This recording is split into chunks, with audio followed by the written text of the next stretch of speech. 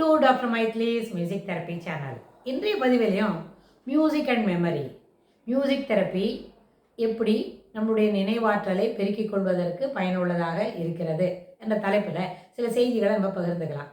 நினைவு ஆற்றல் அப்படின்னு சொன்னால், சென்ற பதிவில் பார்த்தோம், ஒரு நம்மளோட நினைவில் தொடர்ந்து எவ்வளவு செய்திகளை மேலும் மேலும் மேலும் அடுக்கி கொள்ள முடியும் அப்படின்றத பொறுத்து தான் நம்மளுடைய நினைவாற்றலோடைய தரம் இருக்கும் அப்படின்னு.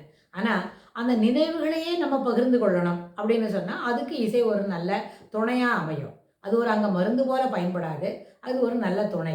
சில நேரத்தில் சில பாடல்களை நம்ம கேட்குறோம் அப்படின்னா நம்மளுடைய பழைய எண்ணங்கள், அதாவது இது நாள் வரைக்கும் அதை பயன்படுத்தலை, ஜஸ்ட் அது ஸ்டோரிங் பாக்ஸில் இருக்குது அப்படின்னா அந்த ஒரு சில இசை, ஒரு சில பாடல்கள், இசை என்னும்போது இங்கே பாடல்கள் என்ற அடிப்படையில் எடுத்துட்டோமான அந்த பாடலுடைய சில வரிகள், அந்த மொழி நம்மளுக்கு தெரியுமா இருந்தால் அந்த பாடலுடைய வரிகள், இதுபோல் பாட்டு நம்ம இதுக்கு முன்னே எங்கே கேட்டிருக்கோம், அப்போ நம்ம எங்கெல்லாம் இருந்தோம், அன்றைக்கி எந்த மாதிரி உணர்வுகள் நம்மளோட இருந்தது, நம்மளோட அருகாமையில் அப்பொழுது இருந்தவர்கள் யார் அப்படின்றதெல்லாம் நினைவில் வரும்.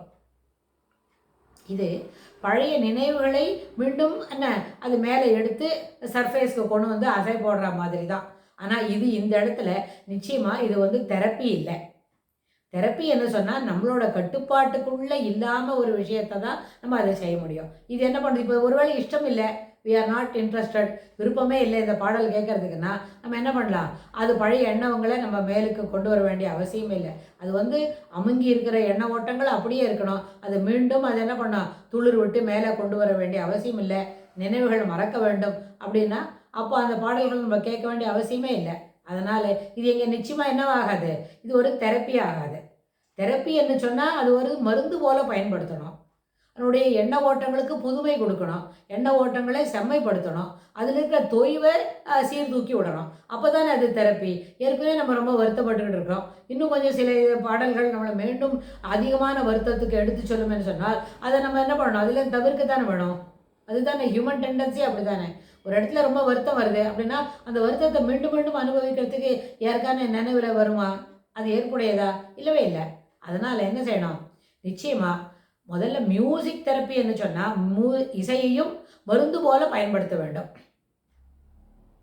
மருந்து எப்படி படுத்துகிறோம், ஒரு நாளைக்கு 4 டோஸு, 8, 12, 4, 8, கார்த்தால ஃபோர்நூனில் ஒரு 2 டோஸு, ஈவினிங் 4 மணிக்கு அப்புறம் 2 டோஸு, அப்படி நம்ம எடுக்கிறது தான் நம்ம அதை மருந்துன்னு எடுப்போம். ஏன்னா குறிப்பிட்ட நேரத்துக்கு அது தொடர்ந்து வேலை செய்யும்.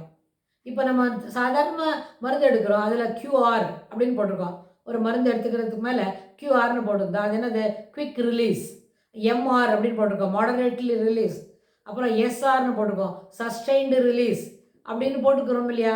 அந்த மாதிரி அப்படின்னா என்ன, அதுக்கு என்ன பொருள்னு கேட்டால், அதுபோல் அந்த அட்டையில் இருக்கிற அந்த மருந்து எடுக்கிறோம், அந்த மருந்து எடுத்த பிறகு அது சஸ்டைன்டு ரிலீஸ்ன்னு சொன்னால் அது அந்த மருந்தில் இருக்கிற காம்பனண்ட்ஸை நம்ம ரத்தத்தில் செலுத்தக்கூடியது சஸ்டைன்டு தொடர்ந்து செலுத்திக்கிட்டு இருக்கோம். அதனால தான் டாக்டர் நம்ம என்ன எழுதி கொடுக்குறோம், 1 in 4 hours எழுதி கொடுக்குறோம். காலையில் 8 மணிக்கு, அப்புறம் மத்தியானம் 12 மணிக்கு, மாலை 4 மணிக்கு, இரவு தூங்க போக முன்னே 8 மணிக்கு, 8 AM to 8 PM நடுவில் 2 டோஸ் எடுக்கிறோம். அப்படின்னா அது ரத்த ஓட்டத்தில் அந்த வலி நிவாரணியாக இருந்தாலும் வேறு இன்ன பிற காரணங்களுக்காக எடுக்கக்கூடிய மருந்தாக இருந்தாலும் அது சஸ்டெயின்டு ரிலீஸ் அப்படின்னு சொல்லும். அதே மாதிரி மாடரேட் ரிலீஸ்ன்னு சொன்னால் ஓரளவுக்கு பொறுமையாக நிதானம் தொடர்ந்து அந்த ரத்த ஓட்டத்தில் மருந்து கலந்துக்கிட்டே இருக்கும் அப்படின்னு. ஸோ அந்த அடிப்படையில் இந்த மருந்து this is a direct experience before being transformed into thought and feelings. அதுதான் இசைக்கு இருக்கிற ஒரு பெரிய வலிமை அப்படின்னு சொன்னால், அந்த வலிமைக்கு சஸ்டைன்டு ரிலீஸும் இல்லை, குவிக் ரிலீஸும் இல்லை. Instant, it is instant release. Instant, IR அப்படின்னு போட்டு கொடுக்கலாம். மியூசிக் தெரப்பி இந்த மாதிரி இந்த ராகத்தெல்லாம் வாசித்து கையில் கொடுத்து இதை நீங்கள் பழக்கப்படுத்திக்கோங்க அப்படின்னு சொன்னால் 3rd சிட்டிங் இல்லை 4th சிட்டிங்லேருந்து, அதாவது ஒரு நாளைக்கு 4 டோஸ் இதுக்கும் தரோம், 8, 12, 4 PM, 8 PM அப்படின்னு சொல்லி கொடுத்தா அது என்னது, IR அப்படின்னு போட்டு கொடுக்கலாம், இன்ஸ்டன்ட் ரிலீஸ். அது நம்ம you need not comprehend, let the music make it flow into you, make it flow into யூன்னு சொன்னால் அதுவே நம்மளுக்கு போதுமான அளவுக்கு நம்மளுக்கு தேவையான எந்த காரணத்துக்காக இந்த இசையை தொடர்ந்து கேட்குறோமோ அதுக்குண்டான அந்த நன்மையை அது செய்து முடிக்கும். அதனால் நினைவாற்றலை பெருக்கிக் கொள்ளணும்னு சொன்னால் இதுபோல் ஒரு இசையை ஃப்ளோ பண்ணிடுறது, அது நம்மளுடைய பின்புறத்தில் போயிட்டே இருக்கணும்னு சொல்லிட்டு அந்த நேரத்தில் நீங்கள் எந்த பாடல்களை படித்தாலும் எந்த செய்திகளை மனதுக்குள் வாங்கி கொண்டாலும் அது என்ன பண்ணும், தொடர்ந்து மனசில் இருந்துகிட்டே இருக்கும். ஸோ இது ஒரு அத்தியாவசியமான ஒரு விஷயம்.